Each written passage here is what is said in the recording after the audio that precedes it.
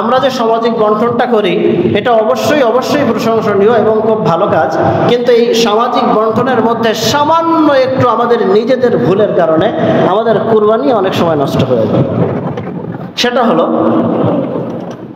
আমরা সামাজিক বন্টনের মধ্যে যেই গোশতের ভাগটা এখানে জমা করি সেটা কিন্তু আমার নিজের ভাগটাও আমি জমা করি না, আমার আত্মীয় স্বজনের ভাগটাও আমি জমা করি না, বরং আমি জমা করি কোন ভাগটা? আমার সৎকার ভাগটা। কোন ভাগটা? যেই ভাগটা আমি গরিব মিসকিনদের জন্য করেছিলাম ওই ভাগটাই তো আমি এখানে জমা দিই। এই কাজ তুই করি নাকি? এর বাইরে তো আর না। আমার ধারণা ভুল থাকলে বলবেন যে হুজুর আপনার ধারণা ভুল, আমরা এটা করি না এইটা করি, এটাও বলবেন। কিন্তু আমার জানা মতে আমরা সামাজিক বন্ধনে এটাই আনি। এটা আনার পরে আমরা চিন্তা করি যে শুধু গরিব কেন, আমরা ধনী গরিব সবাই মিলেমিশে এই গোশত আমরা খাবো। মন মানসিকতা কিন্তু ভালো, চিন্তাধারাও খুব সুন্দর, যে সবাই মিলেমিশেই আমরা কি করব? খাবো।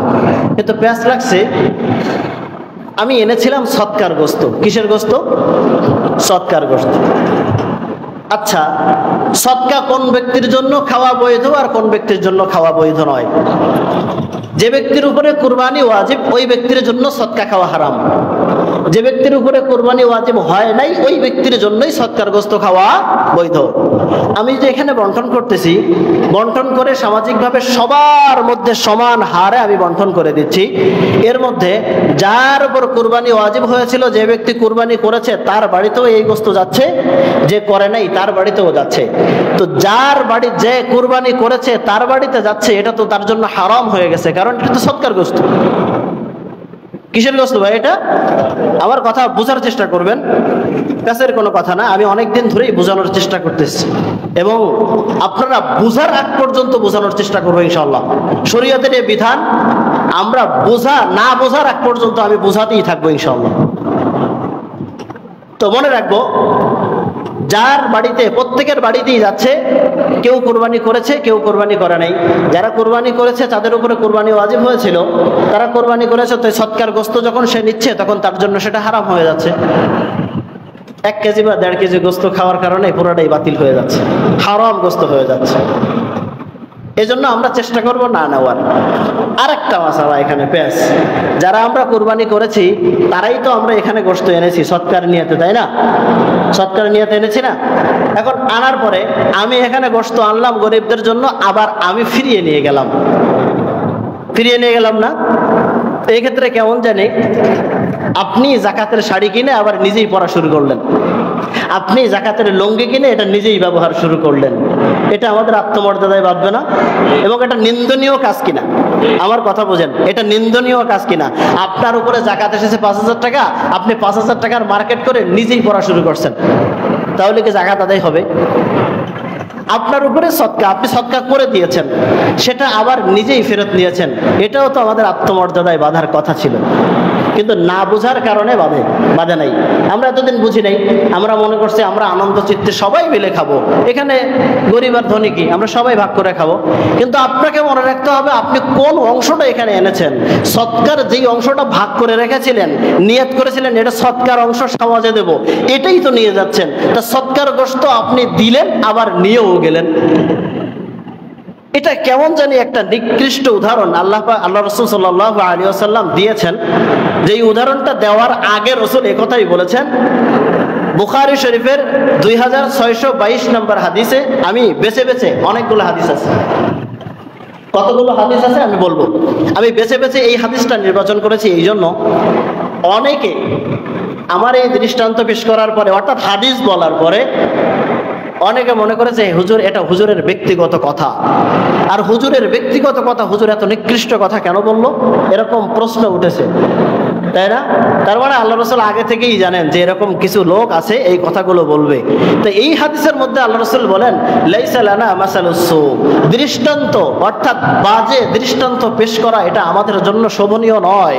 তবুও বলতে হচ্ছে আল্লাযী ইয়াউদু ফি হিবাতিহি, যেই ব্যক্তি দান করে আবার ফেরত নেয়, কাল সে তো ওই কুকুরের মতো, আল্লাযী ইয়াউদু ফি কাইহি, যেই কুকুরটা বমি করে আবার গিলে ফেলে। নিকৃষ্ট একটা উদাহরণ না?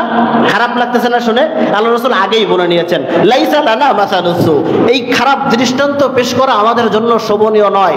তবুও বলতে হচ্ছে মানুষের খাসলাতের কারণে। আল্লাযী ইয়াউদু ফি হিবাতিহি, যে ব্যক্তি দান করার পরে আবার ফেরত নিয়ে আসে, কাল কালব, সে ওই কুকুরের মতো, ইয়াউদু ফি কাইহি, যে কুকুর বমি করে আবার খেয়ে ফেলে। এটা কিন্তু একটা নিকৃষ্ট উদাহরণ ছিল। তো এই যে সদকা করার পরে আবার ফেরত নেওয়ার নিকৃষ্টতা বোঝানোর জন্য আল্লাহ রাসূল কথা বলেছেন। তার মানে এই কাজটা কতটা ঘৃণিত কাজ। আচ্ছা, আমরা কি পারি না এই ঘৃণিত কাজ, সামান্য কয়েক টুকরা গোশতের জন্য এই কাজ থেকে বিরত থাকতে? আমরা পারি না ইনশাআল্লাহ? আমরা কি পারি না আমাদের এই সমাজটাকে অন্য সমাজের জন্য মডেল বানাইতে? আমরা কি পারি না যে গরিব দুঃখীদের জন্য যেই জিনিসটা আমরা দিয়ে দিব সেটা আর ফিরিয়ে না নিতে? আমরা চাইলে অবশ্যই পারি। জি, যদি কারোর কোনো প্রশ্ন থাকে আপনি প্রশ্ন করবেন, আমি সমাধান দেওয়ার চেষ্টা করব। আমি হাদিসের আলোকে কথা বলছি। অনেকে এই কথাটা মনে করছে হুজুরের ব্যক্তিগত কথা, এই ব্যক্তিগত কথা মনে করে এমন বাজে মন্তব্য করছে, যেই বাজে মন্তব্যের কারণে, হাদিসের উপরে এই মন্তব্য যাওয়ার কারণে তার ঈমান চলে গেছে। ওই ব্যক্তিকে নতুন করে ঈমান আনতে হবে। এজন্য এখান থেকে যে কথা হয়, এই কথাগুলো না বুঝে না শুনে কেউ মন্তব্য করব না।